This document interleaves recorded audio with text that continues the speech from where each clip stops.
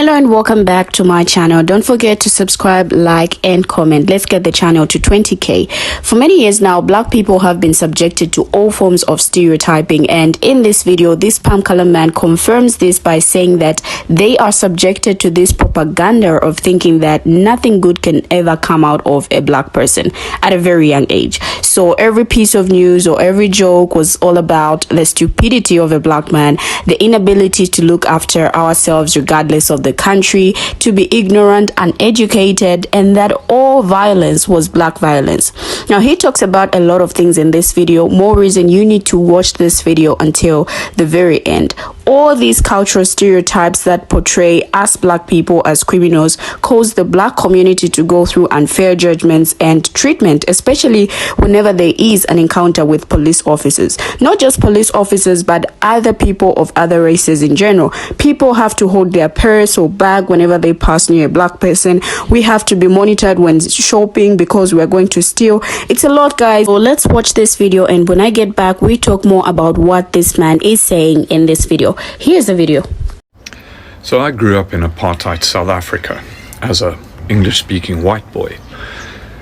I only became politically conscious when I was already 18 years of age, because prior to that I had been subjected to and sucked in this incredible propaganda of victimization of the white people, where every piece of news, every message we were getting, every joke, the butt of every joke was the stupidity of the black man, the inability of the black man to look after himself, never mind the country, to be ignorant, uneducated, break everything he touched. The messaging was that all violence was black violence, that all crime was black crime, that you had to fear black people. And a huge amount of that fear was that if we let them into the political process, into the governance of the country, that they would do to us exactly what we had done to them for decades, which would be to turn around and oppress us, to murder us, to take our stuff, to move into our houses.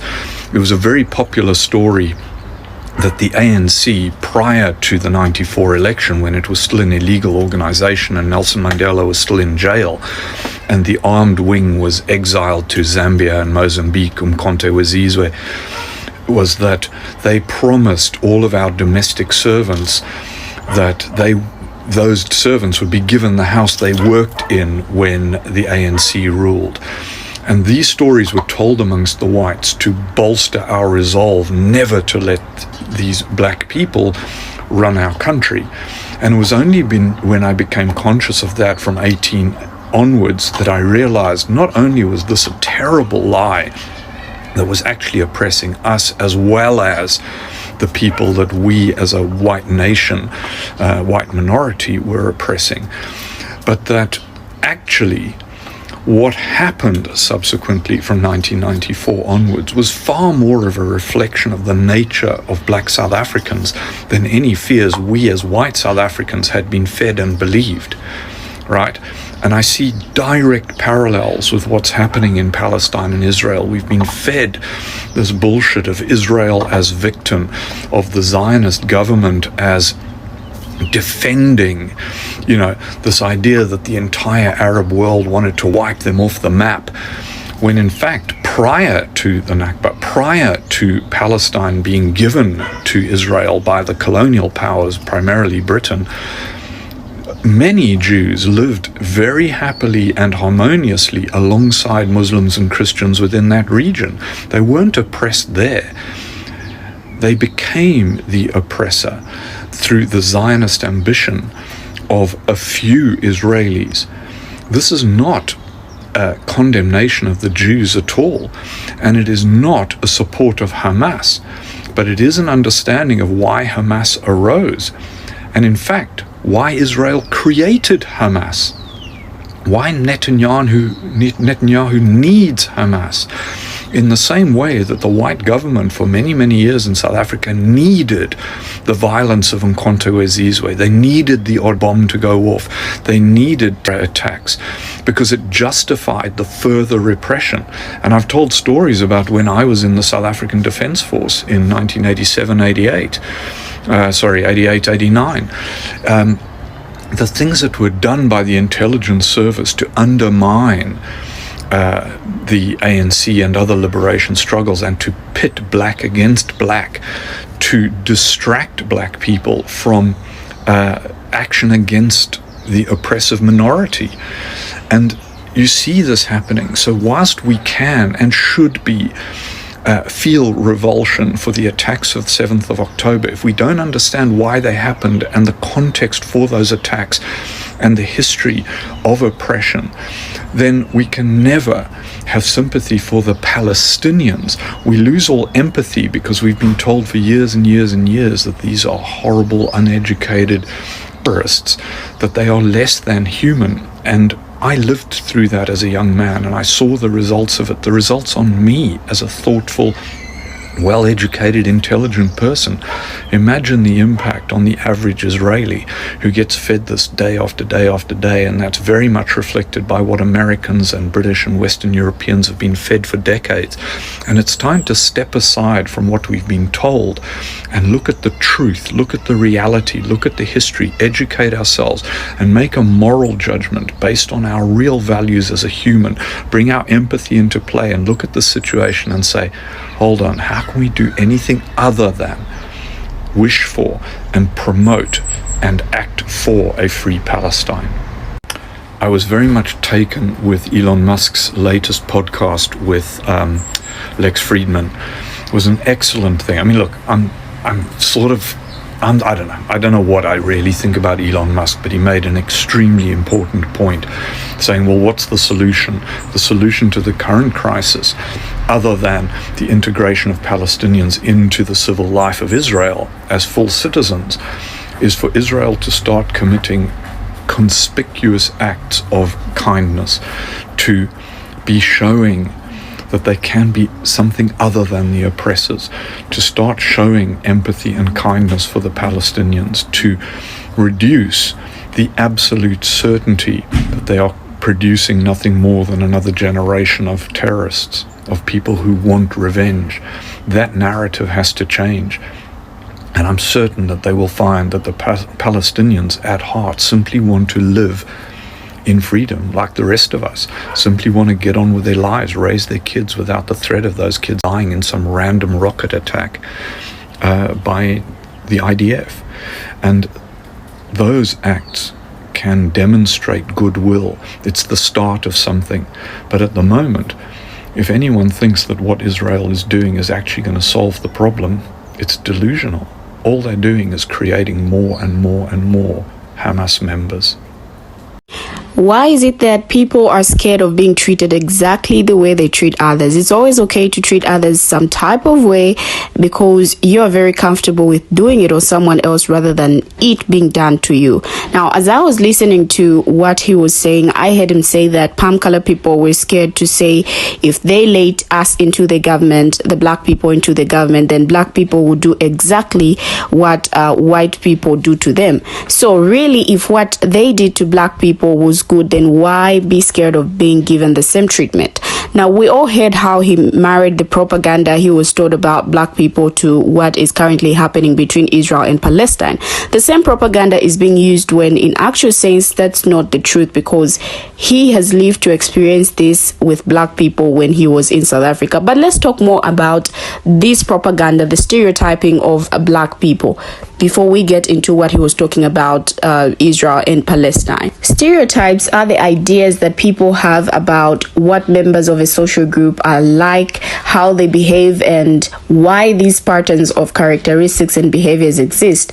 A plethora of social psychological science has evidenced the pervasiveness of a stereotype that associates the black race with violence and crime. For instance, using data from more than 85,000 people around the world demonstrated that people more strongly associated black people with guns and white people with harmless objects. Now, this pattern emerged using both self-report measures of explicit bias and tests designed to assess automatic implicit associations. Although the latter was stronger and only modestly correlated with the former, these results highlight a crucial point. The stereotype linking black race to crime is not merely an individual belief belief, but it also represents a set of cognitive associations that develops through the interactions people have in interconnected proximal environments and distal contexts, including the social, political, and historical particularities of the time. Now, the cultural stereotype that portrays us Black people as criminals is an enduring social psychological legacy of slavery. In the early years of colonial history, slave codes were enacted to uphold the economic, political, and social order. Enslaved Black people who sought freedom from the brutal institution of cartel slavery were portrayed as violent rebels, and free Black people were cast as having a corrupting influence and suspected as potential traitors to the cause. After the 13th Amendment abolished cartel slavery, the slave codes evolved into Black codes that established an elaborate system of de facto slavery through convict leasing. These laws criminalized, among other things, a variety of social conditions that afflicted formerly enslaved Black youth and adults, such as being orphaned, unhoused, or unemployed, and the forced offenders to labor for the state or private parties. Okay, now coming to talk about South African apartheid. This was a policy that governed relations between South Africa's white minority and non-white majority for much of the latter half of the 20th century, sanctioning racial segregation and political minority and non-white majority for much of the latter half of the 20th century, sanctioning racial segregation and political and economic discrimination against non-whites. Although the legislation that formed the foundation of apartheid had been repealed by the early 1990s, the social and economic repercussions of the discriminatory policy persisted into the 21st centuries. Now, racial segregation sanctioned by law was widely practiced in South Africa before 1948, but when the National Party led by Daniel F. Malan gained office that year, it extended the policy and gave it the name apartheid. The implementation of apartheid, often called separate development since the 1960s, was made possible through the Population Registration Act of 1950, which classified all South Africans as either Bantu, all Black Africans, colored, those of mixed race, or white. A fourth category, Asian, Indian, and Pakistan, was later added.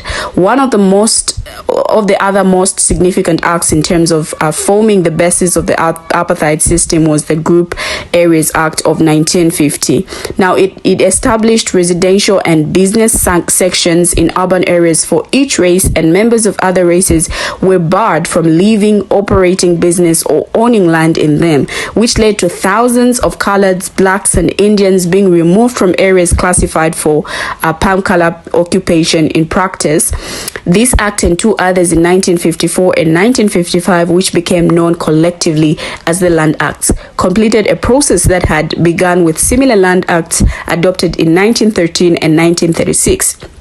Now, the end result was to set aside more than 80% of South Africa's land for the white minority to help enforce the segregation of the races and prevent Blacks from encroaching on white areas. The government strengthened the existing pass laws, which required non-whites to carry documents authorizing their presence in restricted areas. Now, other acts also led to physical separation of the races. Under the Bantu Authorities Act of 1951, the government re-established tribal organizations for Black Africans and the promotion of Bantu Self-Government Act of 1959. Another act was the Bantu Education Act 1953, which provided for the creation of state-run schools which Black children were required to attend, with the goal of training the children for the manual labor and menial jobs that the government deemed suitable for those of their race. Now, there were so many acts that were introduced during apartheid, and you could just see the propaganda and the lies that palm color people were taught to believe at a very young age. We have come to the end of the video, so kindly share your thoughts in the comment section. Thank you for watching, and see you in my next video.